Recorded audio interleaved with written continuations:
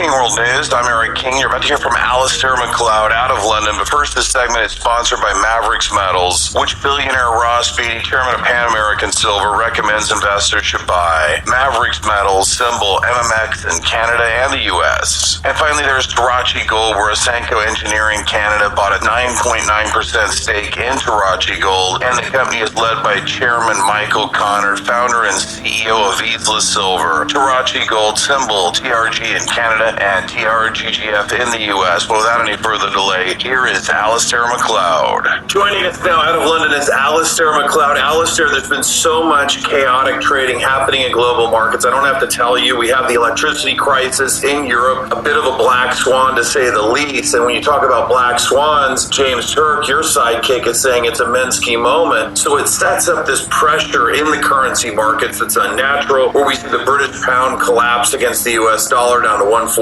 before recovering a little bit, and we see the euro below parity, and we see the Japanese yen way up in the stratosphere 145 level because they have their own problems in Japan. But this electricity crisis, at first we were talking $1.5 trillion in margin calls on the oil and gas side out of Europe, and then our cashman said, well, it's $1.5 to $3 trillion.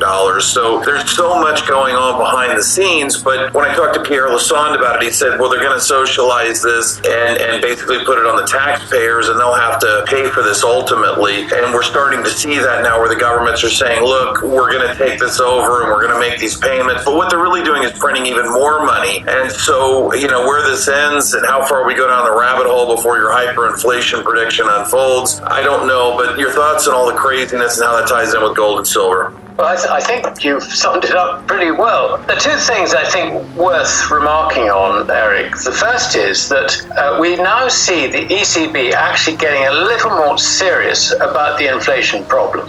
So far, they have been very reluctant to even have positive interest rates. You may recall, they raised their deposit rate from minus 50 basis points to even. In other words, zero. Now they've raised it by 3/4 of a point, which apparently is unprecedented rise. I mean, 3/4 of a point. So what? There's a lot more for them to have to raise it by. And I think that this is beginning to dawn on the Europeans. And they've got this huge crisis. And I mean, this is the second point, which I think you made very well. And that is that the politicians' response to this is to socialize the whole thing. So in other words, I mean, even Liz Truss, our new prime minister of about 3 days, who is a free marketeer. She studied Hayek at university. I mean, she should know about free markets. What does she do? First thing she does is she says, right, what we will do is we will cap electricity costs for each family, for each business at £2,500. Anything over that, we will pay. In other words, they're socializing it. The thing that's also interesting in this is that the media response is that this is going to be paid by later generations. They can only think that this is going to be covered by borrowing money. Of course it's covered by borrowing money, but the thing that matters in the inflation context is how that borrowing is funded. And, if the average Brit decides to increase his savings or divert his savings from other things into buying gilts, then that, if you like, has an effect on the rest of the economy, which is negative. So what actually tends to happen, because we don't have a very high savings rate here, is that the funds in the insurance companies and pension funds, they're tapped through quantitative easing. And that's basically just printing money for the central bank to buy gilts. So you've got this sort of money creation thing, and the rest of it is done through bank credit. It's the expansion of bank credit. And banks are getting more and more wary of lending money to the private sector. So they will make balance sheet space available for government borrowing. And there's the same situation throughout Europe. So what we're seeing is actually it's being financed by inflation. So the media idea that this is going to be paid for by future generations isn't quite right. It's actually being paid now by the dilution of people's money, people's currency. And that's a very important point.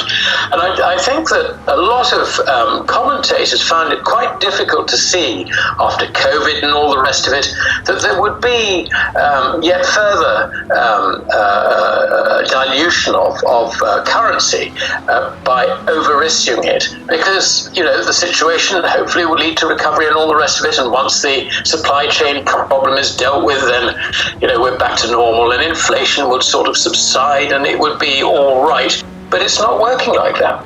And it's not helped by President Putin, who quite understandably sees the West as being in a very weak position. He wants to get America out of Europe. So what does he do? He leans and squeezes on Europe.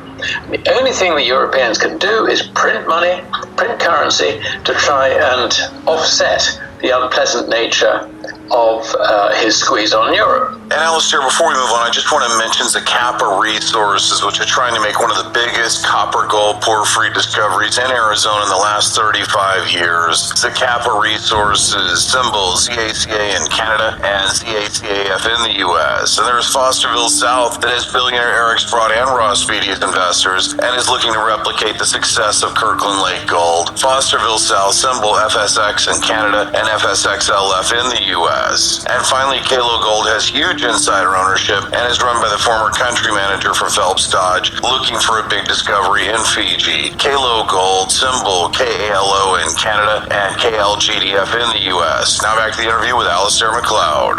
So this is causing all sorts of problems. And I have to say that the rise that we have seen in commodities, which has been corrected over the last 2 months, quite significantly in some cases, that rise is going to continue. It's going to continue into the into the winter months. And we will find that there will be people cold throughout Europe in the winter, and there will be food shortages. So the situation is not good. But let's turn to currencies, because that's, I think, is the immediate interest for your listeners. We have had a substantial slide in the euro, a substantial slide in the yen, and also a substantial slide in sterling. Now, this is shown, if you like, in a rise in the dollar against those currencies, and a rise particularly in the trade-weighted. This has encouraged hedge funds, in particular currencies, and buy the dollar. Now we have a situation where the Europeans, the Eurozone, talking about not just this one that we've had, but there are going to be further rises in time. So this looks like correcting the imbalance in the situation whereby US interest rates are rising, and in the Eurozone, they weren't rising. And that was one of the fundamental reasons why the euro was weak against the dollar. That is now changing. Now, the reason this is important is that there are lots and lots of bears in the market who have sold short the euro and bought the dollar. They're now going to get squeezed. And as they get squeezed, this has another effect, and that is on precious metals. Because, as I've said so many times, hedge funds just basically are interested in the bears trade. When it comes to precious metals, it's either buy dollar, sell gold, or sell gold, buy dollar. Now we have a situation where we're likely to see a correction in that enormous rise in the dollar against these currencies, the euro, the yen, and sterling. So what do you do in the precious metals market? Well, the answer is that if you're short of futures contracts on COMEX, and there are something like 140,000 short positions in the speculators in the gold contract, they're going to get squeezed, and they're going to get squeezed very, very hard. So I can see, for example, the dollar-euro rate rising from the current level, which is just over 1, having been down to just below 99 cents. I can see that rising to somewhere between 105 and 110.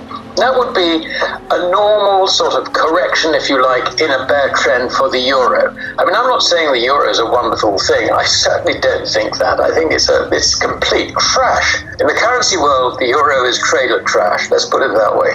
But it's not going to stop it rallying quite sharply against the dollar as those bear positions get closed on this new interest rate environment. And that is going to have an enormous benefit, I think, for gold and silver prices, where there are equally short positions out. If you look at the position in silver, the speculators, the managed money group, are net short of silver contracts on COMEX. This does happen occasionally. A fall in the trade-weighted index for the dollar because of reversing, if you like, the enormous profitable trades that people have indulged in by shorting other currencies against the dollar. And as that happens, it's going to have a very, very positive effect on precious metals. So, I mean, the reason you should hold gold and silver is basically because the whole fiat currency system is falling apart. But the point which is worth really reinforcing is that, you've got to have physical gold and silver. There's no point in having the synthetic stuff, forward contracts or futures contracts.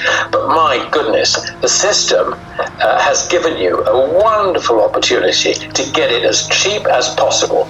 So you can get your protection, and just don't worry about the price. That really doesn't matter, because we are facing a complete collapse of the fiat currency system. But you're being given this as a gift on a plate to get in on very, very good terms. Alasdair MacLeod out of London, thank you for joining us on King World News. My pleasure, Eric. Be sure to tune in as we will continue to release interviews with the top people in the world throughout the week. Also, make sure to check out the King World News blog.